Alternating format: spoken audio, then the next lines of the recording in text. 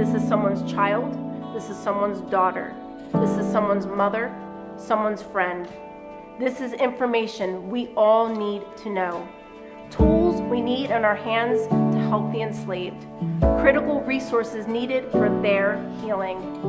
This is the mission we are committed to. This is the fabric of who we are as an organization. Will you join us in setting the captives free?